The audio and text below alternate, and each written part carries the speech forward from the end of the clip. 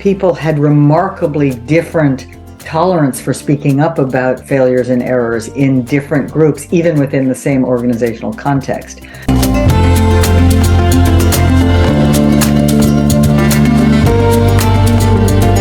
Interesting and important, particularly for the goal of learning. And so, that's how psychological safety sort of came into my life and became a core research interest.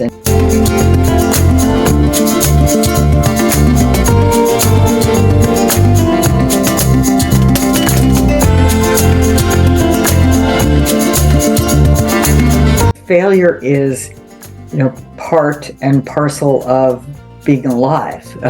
And so I've always been fascinated by it. I think failure is part of a full life. It's certainly part of any innovative company that succeeds over the long term. But the concept of failure, I think, has been widely misunderstood.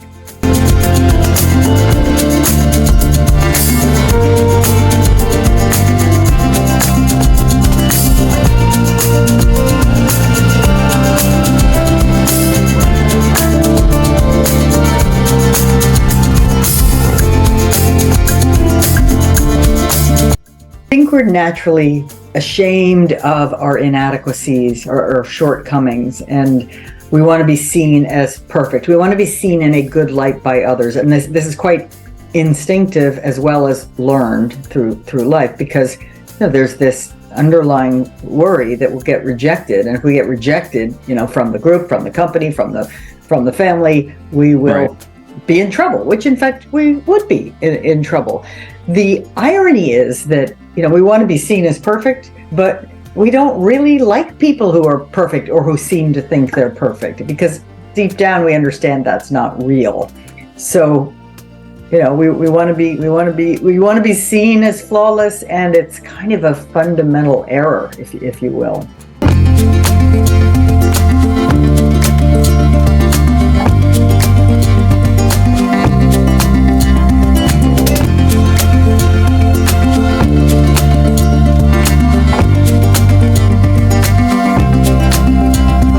Very important point. And so, I think if you limit truly embracing failure to what I'll call the good kind or intelligent failures, then I think the logic of embracing failure and even the fail fast, fail smart, logic.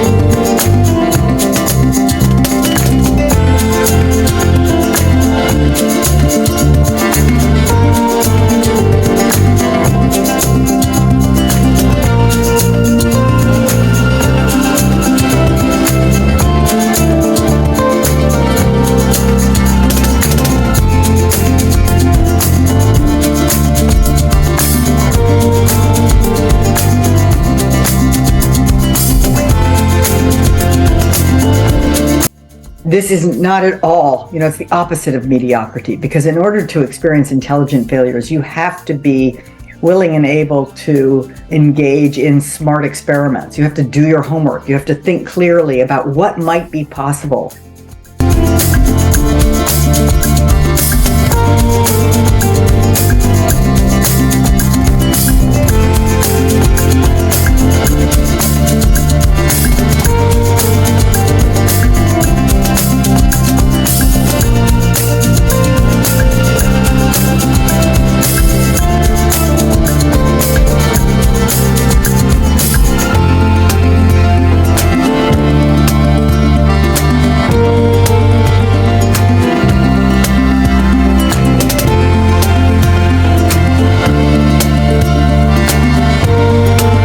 Taking this smart risk, and you're trying something new, which is a kind of ambitious and brave thing to do, to see what happens. You hope it succeeds, of course, but it won't often because you're in new territory and you didn't have a crystal ball. So whereas the kinds of failures that happen because you mailed it in, or you didn't read the instructions, or you broke a rule, those are the kinds of failures that happen because of a willingness to embrace mediocrity. Right? So it really starts with being very clear about the difference between intelligent failures and other kinds of failures, and then committing to doing what you can, and we can talk more about this, to prevent the preventable failures, and then committing to embracing and sort of setting out to experience more of the good kind.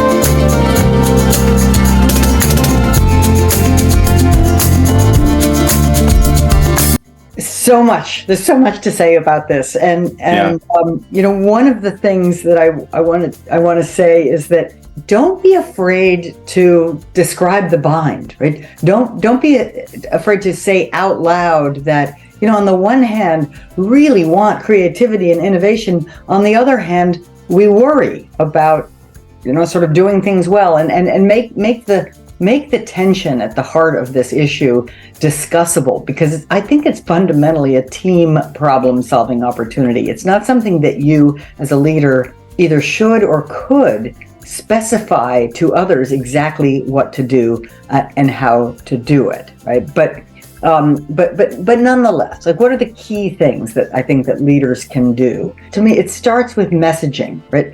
Being crystal clear that you see the uncertainty and the challenge that lies ahead.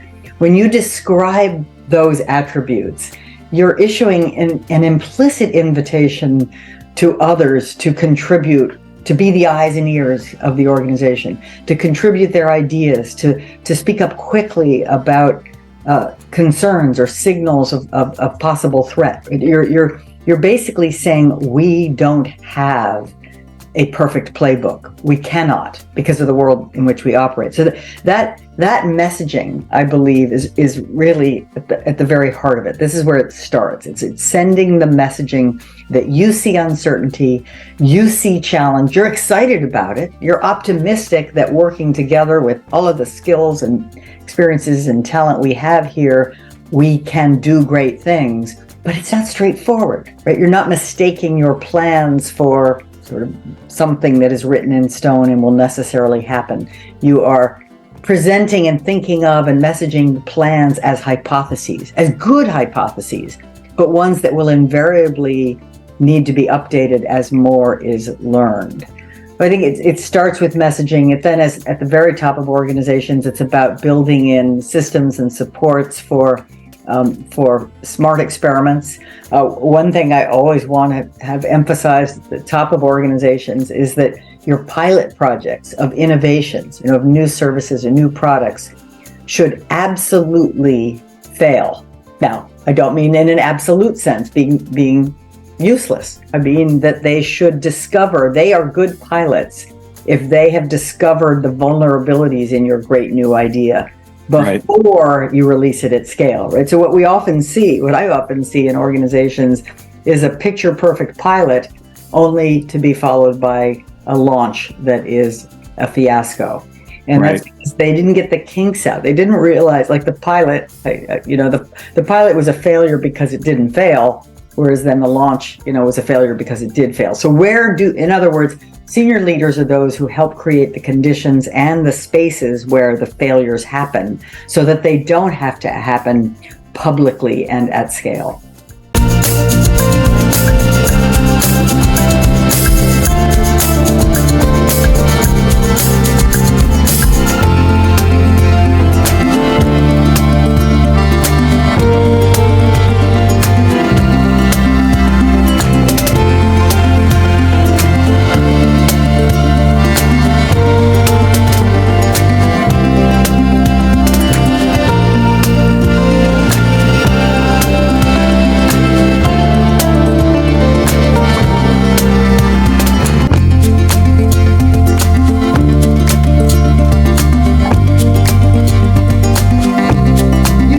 the pilot as sort of a proof of concept rather than as a laboratory experiment, to figure out, because it's a good idea. Let's just say you wouldn't be doing it if it weren't a good idea.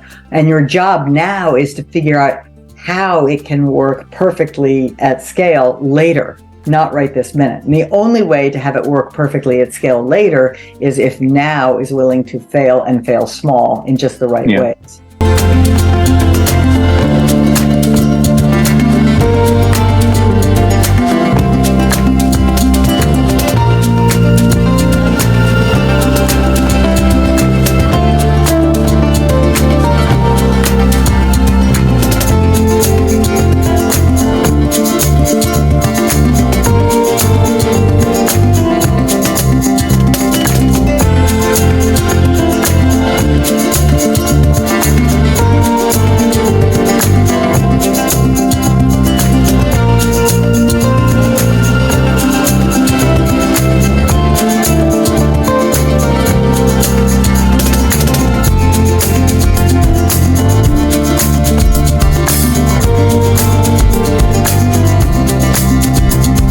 That's a magnificent, tragic example of a complex failure. So let me explain the two kinds, right? So neither of these two types of failures are good. They're not things to be celebrated. In fact, whenever possible, which is most of the time, we try to prevent the two kinds of bad failures. Kind one is a basic failure. And kind two is a complex failure. A basic failure is a single cause failure. A failure could be a big failure, could be a small failure. So, for example, I write about this in the book. A New York City bus driver a couple of years ago crashed into, if you can believe it, a Brooklyn brownstone. 16 passengers were injured, none of them seriously, fortunately, but lost the bus, obviously, lost the route. Did a lot of damage to the buildings as well. So what was the cause? Well, the driver had put shopping bags between his feet, which ended up leading his foot to get stuck in the accelerator. And you could say, well, that's just sort of a weird thing out of the blue, but this was literally there were explicit rules about nothing between your feet, nothing in front of the driver's seat was allowed. So it's an error, it's a rule broken, and it led without any other, no bad weather, no other factors whatsoever, led to this kind of semi-tragic failure. Whereas the Torrey Canyon, the oil tanker that crashed in 1972 near the Isle of Scilly, was one of the worst environmental disasters in history. And it was not sort of a single, the captain sort of just lost control and crashed into a rock. Indeed, my analysis of the story identifies, at least 6 different factors, none of which on its own would have led to this tragic failure. But they had, in a sense, they all had to line up. It's what we think of as the perfect storm. It's the factors coming together, exacerbating each other, led to the failure.